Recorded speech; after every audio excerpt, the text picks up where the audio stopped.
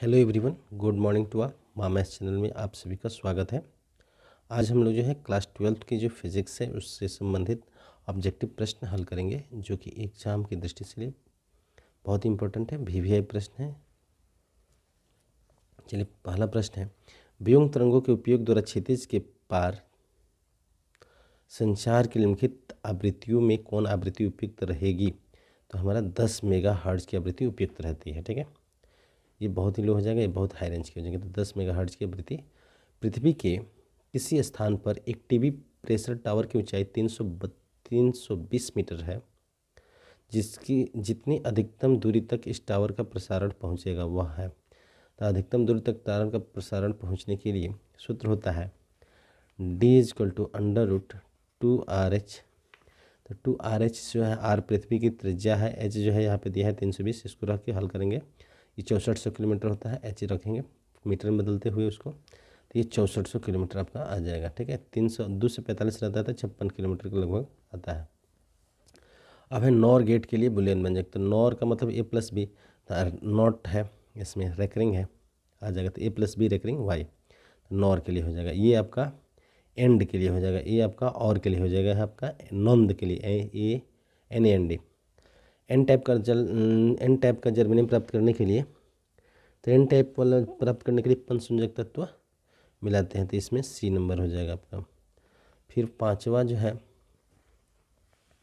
सुचालक पदार्थ में संयोजकता पट्टी तथा चालकता पट्टी के बीच चौड़ा वर्जित क्षेत्र होता है, पतला वर्जित क्षेत्र होता है, कोई रिक्त स्थान नहीं रहता है, इनमें से कोई नहीं। सुचालक रहेगा तो कोई रिक्त स्थान नहीं रहेगा।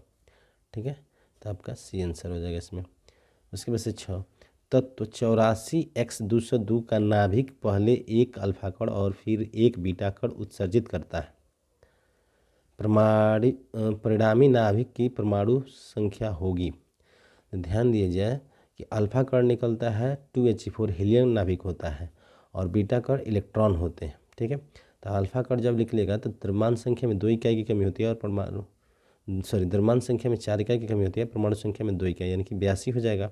फिर बीटा कण निकलता है तो एक जुट जाता है, इलेक्ट्रॉन है तो एक परमाणु संख्या में एक जुट जाता है, द्रव्यमान संख्या में कोई परिवर्तन नहीं होता है। हमको पूछ रहा है परमाणु संख्या, तो पहले 82 हो जाएगा, फिर एक 83 हो जाएगा, तो C हो गया इसका आंसर। चलिए, हाइड्रोजन स्पेक्ट्रम की कौन सी श्रेणी दृश्य भाग में पड़ती है? तो दृश्य भाग में पड़ती है, तो ध्यान दिया जाए, इस लाइमन श्रेणी जो होता है पराबैंगनी भाग में पड़ता है, वामर श्रेणी दृश्य भाग में पड़ता है, अन्य जितनी श्रेणियाँ होती हैं वो अवरक्त भाग में पड़ती है, जैसे पासचेन है, ब्रैकेट है, ये अवरक्त भाग में पड़ेगा। तो दृश्य भाग में कौन सा पड़ता है? वामर श्रेणी पड़ती है, लाइमन पराबैंगनी में। निम्नलिखित में कौन आवेश रहित है, मतलब आवेश नहीं है? तो अल्फा कण 2 हीलियम नाभिक होता है 2He4, बीटा कण ये इलेक्ट्रॉन है, फोटॉन ये प्रकाश का छोटे छोटे पैकेट्स होते हैं, प्रोटॉन, तो प्रोटॉन पे धन आवेश होता है, ये जानते हैं, तो ये आवेश रहित है, यानी कि C नंबर आंसर होगा। ठीक है, प्लांक नियतांक H की बीमा है। प्लांक नियतांक H बराबर 6.625 × 10 की पावर -34 जूल सेकेंड, यानी कि कार्य में समय से गुणा हो जाता है, तो जूल सेकेंड। तो कार्य की बीमा होता है ml² T−2, उसमें समय से गुणा हो जाता है, ये आपका A नंबर आंसर हो जाएगा, ml² T−। ठीक ना, 9 का A। गैस से चालकता तब प्रदर्शित करती हैं जब दाब बढ़ाया जाता है, दाब कम किया जाता है, ताप बढ़ाया जाता है, ताप कम किया जाता है। तो चालकता प्रदर्शित करती हैं जब उसका दाब कम कर देंगे तो वो चालकता प्रदर्शित करने लगती हैं। ठीक है, तो B नंबर आंसर हो जाएगा। यदि किसी धातु का कार्यफलन 2.8 इलेक्ट्रॉन वोल्ट है तो देहली तरंग दैर्ध्य होगा। देखिए, कार्यफलन फाई बराबर होता है फाई नॉट, या फाई बराबर होता है H न्यू नट बराबर HC बटे में लैम्डा नॉट। तो इस सूत्र में लैम्डा नॉट का जो मान है, लैम्डा नॉट तरंग दैर्ध्य निकालना हमको, तो ये HC बटा में यहाँ पे आ जाएगा फाई नॉट, यानी कि लैम्डा नॉट का मान। तो प्रकाश H का मान 6.625 × 10 की पावर -34 जूल सेकंड, C का मान 3 × 10 की पावर 8 मीटर प्रति सेकंड प्रकाश की चाल, फाई नॉट दिया है। इसको हल करेंगे तो ये आपका C नंबर आंसर आएगा, 443.35, यही 2.5 इलेक्ट्रॉन वोल्ट होता है, लगभग 500 नैनोमीटर के हिसाब से आता है ये। चलिए, अगला प्रश्न है, फ्रेनल दूरी ZF का मान होता है, ZF जो है फ्रेनल दूरी है, इसका मान कितना होता है? तो A² / लैम्डा। समपोषी व्यतिकरण के लिए तरंगों का पथांतर होना चाहिए। तो पथांतर होता है λ/2 का समगुणज होना चाहिए, लेकिन इसमें λ/2 का समगुणज नहीं है, लेकिन λ/2 का सम मैंने 2 से गुणा तो कट जाएगा, तो लैम्डा का पूर्णांक गुणज, तो ए हो नंबर आंसर होगा इसमें 13 का ए। चलिए अगला प्रश्न जो है हम लोग का 14 नंबर देखेंगे। एक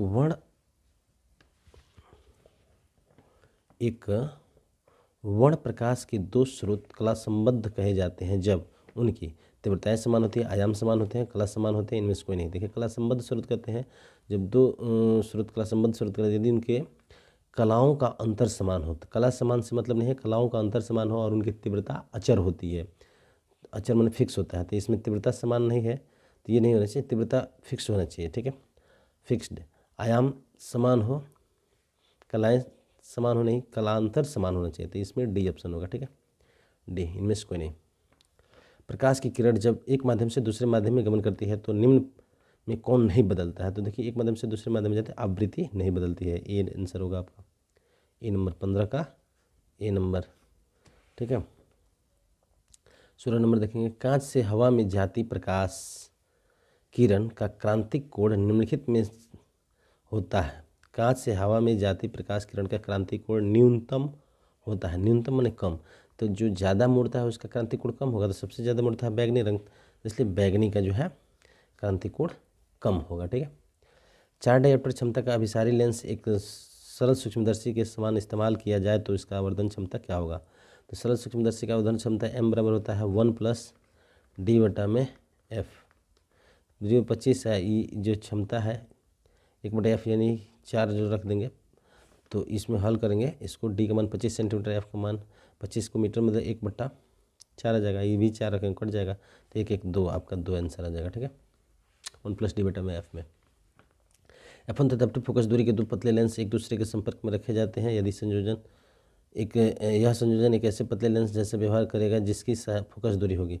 दो पतला लेंस संपर्क में रखने पर तुल्य फोकस दूरी 1/f बराबर होता है 1/f1 + 1/f2। और इसको हल करेंगे तो f का मान निकालेंगे तो f1 f2 बटा में 1 + f2, बी नंबर आंसर होगा आपका। चलिए, म्यू अपवर्तनांक वाले पदार्थ से बना एक द्विअवतल लेंस μ2 अपवर्तनांक वाले माध्यक में रखा जाता है तो क्या होगा। देखिए वह जो है द्विअवतल है, द्वि अवतल रहेगा जब μ1 अपवर्तनांक जो है, अगर ये अपवर्तनांक μ2 से बड़ा हो, μ1 बड़ा हो μ2 से, तो वही रहता है। तो इसमें सदा अभिसारी यदि और केवल यदि μ1 इज ग्रेटर देन μ2। हाँ, अपसारी माने द्विअवतल ही रहेगा, डाइवर्ज करेगा, तो ये आपका बी नंबर आंसर होगा। वस्तु दूरी पर निर्भर करता है यदि ये सब ना होगा। चलिए 20 नंबर का रहा है, किस कारण से हवा का बुलबुला पानी में अंदर चमकता नजर आता है। तो चमकता है तो पूर्ण आंतरिक परावर्तन से, डी, पूर्ण परावर्तन के कारण, इसमें डी होगा। बहुमूल्य नगों की पहचान के लिए निम्नलिखित में से कौन सा जो है सहायक होता है। तो पराबैंगनी किरणों से नगों की पहचान किए थे और इंफ्रारेड, पराबैंगनी, अल्ट्रावायलेट, पराबैंगनी कहते हैं उसको। चुंबकीय क्षेत्र बी तथा विद्युत क्षेत्र ई के लिए E/B का मान होता है। E/B माने C होता है, C प्रकाश का, तो प्रकाश मीटर प्रति सेकंड हो जाएगा। अगर यही क्वेश्चन B/E रहता तो सेकंड मीटर इन्वर्स हो जाएगा। ठीक है, यहाँ पे ध्यान देंगे E/B, E जो है बाद में आता है, B पहले आता है, इसलिए पहले वाला बाद में। E/B यानी कि C का प्रकाश होता है, प्रकाश की चाल, तो प्रकाश की चाल मीटर प्रति सेकंड हो जाएगा। ठीक है, अब B/E रहता था सेकंड मीटर इन्वर्स हो जाता है। चलिए, एक्स किरणें बनी है, एक्स किरणें किससे बनी है, ऋणावेशित किरणों से, धनावेशित किरणों से, विद्युत चुम्बकीय विकिरणों से, न्यूट्रॉनों से, तो विद्युत चुम्बकीय विकिरणों से बनी है। ठीक है, सी नंबर होगा। 24 नंबर है, चुम्बकीय नमन का मान शून्य होता है। चुम्बकीय नमन का मान शून्य क्या होता है, चुम्बकीय अक्ष पर, ध्रुव पर, चुम्बकीय निरक्ष पर 45 डिग्री उत्तरी अक्षांश पर। तो ध्रुव पर तो 90 डिग्री हो जाएगा, चुम्बकीय निरक्ष पर शून्य होता है। ठीक है, अक्ष पर नहीं, चुम्बकीय निरक्ष, सी। कह रहा है धरती के चुम्बकीय ध्रुव पर नमन कोण का मान कितना होता है, 90 डिग्री, सी। चलिए अब क्वेश्चन नंबर 26 देखते हैं हम लोग। क्वेश्चन नंबर 26, क्वेश्चन नंबर 26 है, तांबा होता है, तांबा प्रतिचुंबकीय, लौहचुंबकीय, अनुचुंबकीय, इनमें से कोई नहीं। तो तांबा जो है प्रतिचुंबकीय होता है। प्रतिचुंबकीय में और कौन कौन आ जाते हैं आपके, तो हाइड्रोजन है, हीलियम है, सोना है, चांदी है, एंटीमनी है, बिस्मथ है, कॉपर है, जिंक है, जल है, हाइड्रोक्साइड आयंस हैं जो, ये सब प्रतिचुंबकीय होते हैं। ठीक है, लोहा चुंबक, लोहा, निकल, कोबाल्ट, ये सब आ जाता है। और चलिए, तो ये प्रतिचुंबकीय ए हो जाएगा। पृथ्वी के चुंबकीय क्षेत्र BH, यदि किसी चुंबकीय सुई की आवृत्ति n हो तो n² समानुपाती BH, यही ऑप्शन सही है, पहला ही ऑप्शन सही हो जाएगा इसका। यदि किसी चुंबक को लंबाई के लंबवत दो भागों में विभक्त कर दिया जाए तो निम्नलिखित में से किसका मान अपरिवर्तित रहेगा? तो उसका ध्रुव प्राबल्य, जो ध्रुव की जो शक्ति होती है ध्रुव प्राबल्य फिक्स रहेगा। ये इसका आंसर ए हो जाएगा। थोड़ा थोड़ा तो बदल जाएगा। एम्पियर मीटर मात्रक है किसका? तो एम्पियर मीटर ध्रुव प्राबल्य का मात्रक है, तो ध्रुव प्राबल्य हो जाएगा सी। ठीक है, टेस्ला वगैरह है नहीं इसमें। LCR परिपथ में विद्युत अनुनाद होने के लिए आवश्यक शर्त है, तो आवश्यक शर्त ओमेगा इक्वल टू 1/ओमेगा c। ठीक है, ओमेगा इक्वल टू 1/ओमेगा c, इसी को क्रॉस मल्टीप्लिकेशन करिए, आवृत्ति f का मान निकल जाता है। तो अनुनाद के लिए ओमेगा इक्वल टू 1/ओमेगा c। यदि किसी प्रतिवर्ती धारा परिपथ की यथार्थ और आभासी शक्तियाँ क्रमशः PT और PA हो तो शक्ति गुणांक होगा। शक्ति गुणांक PT यथार्थ और आभासी शक्तियों का अनुपात होता है शक्ति गुणांक, तो ये ए नंबर आंसर हो जाएगा। 32 नंबर का IRMS तथा I0 के मान, माने धारा का जो वर्गमान मान और धारा का शिखर मान का अनुपात कितना होता है? 1/√2 का अनुपात होता है। ठीक है, 1/√2 का अनुपात होता है। IRMS जो होता है ना, I0 equal to IRMS I0/√2 बटा √2 यहाँ पे आ जाता है, तिरछा गुणा करते हैं IRMS और I0 का अनुपात 1/√2 हो जाएगा। लेंज का नियम किसके संरक्षण के सिद्धांत पर का परिमाण है? तो ऊर्जा संरक्षण के सिद्धांत का परिमाण है। ठीक है, ऊर्जा संरक्षण के सिद्धांत लेंज के नियम में पढ़ते हैं। चल कुंडली किलोमीटर की सुग्राह्यता बढ़ाई जा सकती है। चुंबकीय फ्लक्स को बढ़ाकर, कुंडली में फेरों की संख्या को घटाकर, यहाँ पे बढ़ाकर आता तो ये भी हो जाता, घटाकर है ये नहीं होगा। कुंडली के चुंबकीय क्षेत्र को ये भी नहीं होगा, प्रति इकाई गठन को ये भी नहीं होगा। चुंबकीय फ्लक्स को बढ़ाकर उससे यानी कि ए नंबर हो जाएगा। चुंबकशीलता की बीमा है, चुंबकशीलता की बीमा देखिए, चुंबकशीलता म्यू0 जो होता है उसकी बीमा कैसे निकालते हैं आपको समझा दें 1 मिनट। जो म्यू0 चूँकि B बराबर होता है, B बराबर QVB या FIL, हाँ QVB FIFL ILF से भी निकाल सकते हैं। B की बीमा यहाँ पे मान सबका रख देंगे तो निकल जाएगी ILF या QVB। यहाँ पे F बराबर उल्टा लिख रहे हैं, वही याद नहीं पड़ा। यहाँ पे जो है F बराबर होता है ILB और इस म्यू0 इक्वल टू म्यू0 इसी से निकाल देंगे आप कि